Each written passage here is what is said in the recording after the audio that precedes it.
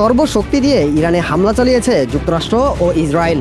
আকাশ কাঁপানো বিস্ফোরণে ইরানের বিভিন্ন স্থানে দেখা যায় আগুনের ঝলকানি। এই আঘাতে প্রাণ হারিয়েছেন ইরানের সর্বোচ্চ ধর্মীয় নেতা আয়াতুল্লাহ আলী খামেনি। কিন্তু প্রশ্ন উঠছে, এত সব হামলার পরও কি ইরানের সামরিক শক্তি ভেঙে পড়েছে, নাকি মাটির নিচেই অক্ষত আছে তাদের আসল সক্ষমতা? এই বিতর্কে চাঞ্চল্যকর মন্তব্য করেছেন রুশ সামরিক বিশ্লেষক আলেকজান্ডার।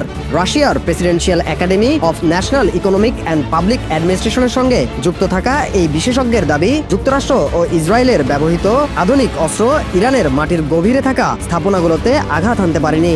তার ভাষায়, এসব ভান্ডার বহিরাগত হামলার বিরুদ্ধে প্রত্যাশার চেয়েও বেশি সুরক্ষিত প্রমাণ হয়েছে। আলেকজান্ডার বিশেষভাবে উল্লেখ করেন যুক্তরাষ্ট্রের শক্তিশালী বাংকার বাস্টার বোমার কথা। গভীর ভূগর্ভস্থ লক্ষ্যবস্তু ধ্বংসের জন্য পরিচিত এই বোমা সর্বোচ্চ প্রায় 18 মিটার গভীর পর্যন্ত অনুপ্রবেশ করতে পারে, এমনটাই উঠে এসেছে বিভিন্ন সামরিক বিশ্লেষণে। তিনি দাবি করেন ইরানের বহু স্থাপনা এর চেয়েও বহুগুণ গভীরে নির্মিত। ফলে প্রযুক্তিগত সক্ষমতা থাকলেও বাস্তবে কাঙ্ক্ষিত ধ্বংস সাধন সম্ভব হয়নি। তিনি আরও বলেন, ইরানের অনেক অস্ত্রভাণ্ডার শক্ত পাথরের স্তরে আচ্ছন্ন, সামরিক দুর্গের মতো সুরক্ষিতভাবে নির্মিত। দীর্ঘ পরিকল্পনা, প্রকৌশলগত নকশা এবং গোপন নেটওয়ার্কের মাধ্যমে গড়ে ওঠা এসব স্থাপনা কেবল প্রচলিত বোমায় নয়, আরও শক্তিশালী আঘাতেও টিকে থাকতে পারে। এমনকি কিছু স্থাপনা আংশিকভাবে পারমাণবিক অভিঘাত সহ্য করার মতো সুরক্ষা ব্যবস্থাও বহন করতে পারে। একই ধরনের দাবি করেছেন ইরানের অ্যারোস্পেস ফোর্সের কমান্ডার। তার দাবি অনুযায়ী ইরানি ক্ষেপণাস্ত্র ভাণ্ডার একক কোনো স্থানে কেন্দ্রীভূত নয়, বরং বিভিন্ন শহর ও অঞ্চল জুড়ে ছড়িয়ে রাখা হয়েছে, যাতে একযোগে আঘাত হানলেও পুরো সক্ষমতা ধ্বংস করা কঠিন হয়। তার ভাষ্যমতে এসব ক্ষেপণাস্ত্র প্রায় 500 মিটার গভীরে সংরক্ষিত।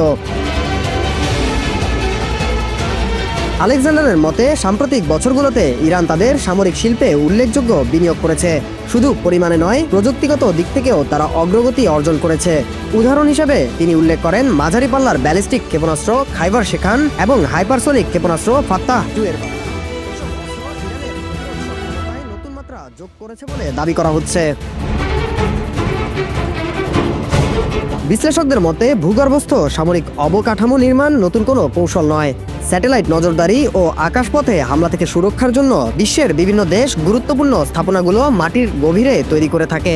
তবে ইরানের ক্ষেত্রে আলোচনার কেন্দ্রবিন্দু গভীরতা এবং বিস্তৃত নেটওয়ার্ক, অর্থাৎ শুধু একটি বা দুটি বাংকার নয়, বরং সমন্বিত একটি ভূগর্ভস্থ প্রতিরক্ষার জাল। সাম্প্রতিক হামলার পর তেহরানের আকাশে ধোঁয়া উঠতে দেখা গেছে। কিছু অবকাঠামোতে ক্ষয়ক্ষতির ছবিও প্রকাশ পেয়েছে।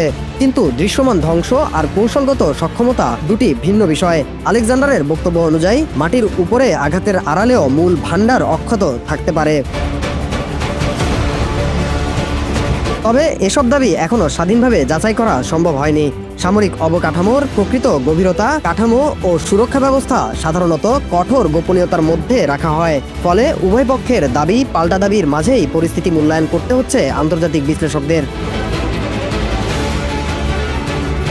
একদিকে উন্নত বাংকার বাস্টার, অন্যদিকে শত শত মিটার গভীরে লুকোনো ক্ষেপণাস্ত্র, আকাশে আগুন, মাটির নিচে নীরব প্রস্তুতি।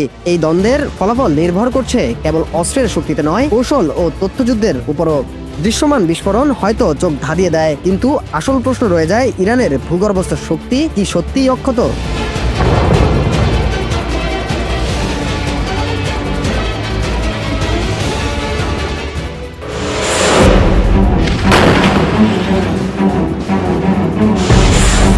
ইরান ধ্বংসে যুক্তরাষ্ট্রের চালানো চলমান অপারেশন এপিক ফিউরি দেখে আপাতদৃষ্টিতে মনে হতে পারে তারা জিতে যাচ্ছে, কিন্তু এই অপারেশন এপিক ফিউরি বুমেরাং হয়ে ফিরে যাচ্ছে পেন্টাগনের দিকে।